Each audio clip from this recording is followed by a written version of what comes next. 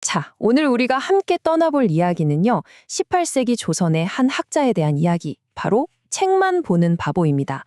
이게 그냥 옛날 소설 같지만 사실은 지금을 살고 있는 우리에게 아주 중요한 질문을 던지는 그런 이야기예요. 이 이야기는 아주 도발적인 질문 하나로 시작합니다. 보통 바보라고 하면 좋은 뜻은 아니잖아요. 그런데 이 소설에선 이 말이 최고의 칭찬이 되고 가장 영광스러운 이름이 됩니다. 아니, 대체 어떻게 바보가 칭찬이 될 수 있었을까요?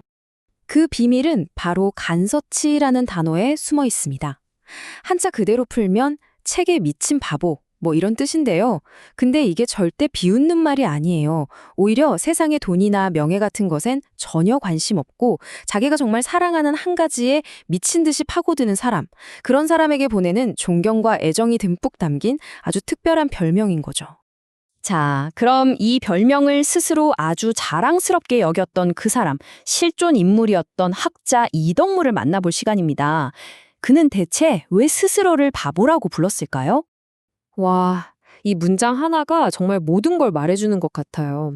이덕무에게 책 바보라는 건 그냥 세상물정 모르는 멍청함이 아니었던 겁니다.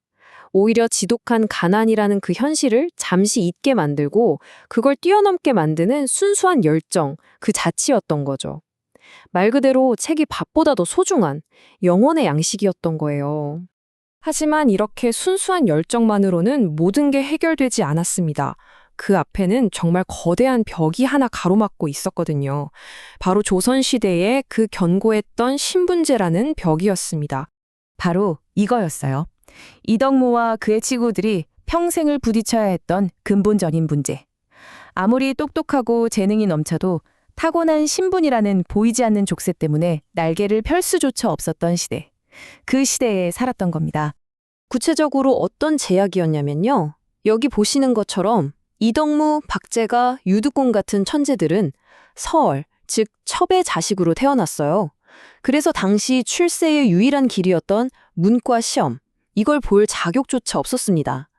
당연히 높은 벼슬길은 꿈도 꿀 수 없었죠.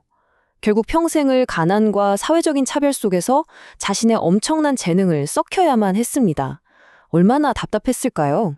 자, 그럼 세상에 외면한 이 똑똑한 아웃사이더들, 이 깊은 절망과 고립을 어떻게 이겨냈을까요?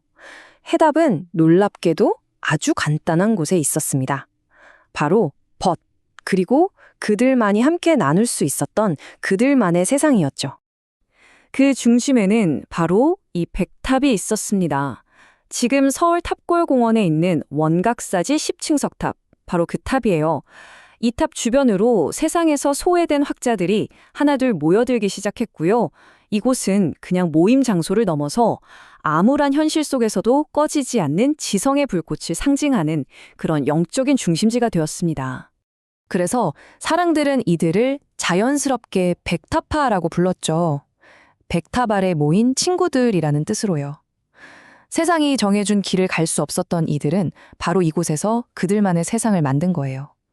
신분이 아니라 학문으로 서로를 알아보고 질투가 아니라 격려로 서로를 일으켜주면서 그 거대한 사회의 벽에 함께 맞선 거죠.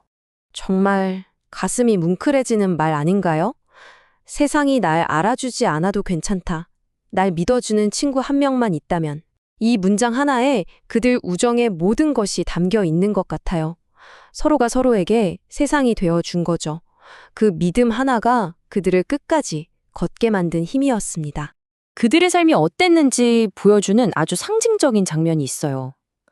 현실은 끼니 걱정을 해야 할 만큼 가난했지만 그들은 밀랍으로 영원히 지지 않는 매화, 윤회매라는 걸 함께 빚어내고 그 좁은 방에 옹기종기 모여 앉아 밤새도록 우주를 이야기했습니다. 물질적인 가난이 정신적인 풍요를 결코 이길 수 없다는 걸 온몸으로 보여준 거예요. 자, 그럼 이 모든 이야기를 통해서 우리가 진짜 가슴에 새겨야 할 핵심 메시지는 뭘까요? 마지막으로 그 진심이 가진 힘에 대해 이야기해 보겠습니다. 첫 번째는 바로 진정한 우정의 가치입니다. 소설에서는 이걸 지음이라는 아주 멋진 단어로 표현하는데요. 나의 소리를 알아주는 사람, 세상의 잣대가 아니라 내 모습 그대로를 인정해주는 단 한 명의 친구. 백타파는 서로에게 바로 그 지음이 되어주었기 때문에 그 절망의 시대 속에서도 무너지지 않을 수 있었던 겁니다. 그리고 두 번째는요. 남들이 정해준 성공의 길이 아니라 나만의 의미를 따라 살아갈 용기예요. 이 이야기는 그걸 보여줍니다. 남들 눈에는 실패한 인생처럼 보였을지 몰라요. 하지만 벗과 함께 책을 읽고 진리를 탐구하는 바로 그 순간 그들은 세상에서 가장 성공한 사람들이었습니다. 그리고 마지막, 어쩌면 가장 중요한 메시지일 수도 있겠네요. 세상을 움직이는 건 결국 바보 같은 진심이라는 겁니다. 세상 사람들 눈에는 그냥 쓸모없는 책벌레들의 어리석은 고집처럼 보였을지도 몰라요. 하지만 그 순수한 열정과 진심이 마침내 개혁군주였던 정조의 마음을 움직입니다. 결국 이들은 규장각의 학자로 발탁돼서 평생 쌓아온 지식으로 나라에 기여할 기회를 얻게 되죠. 보세요.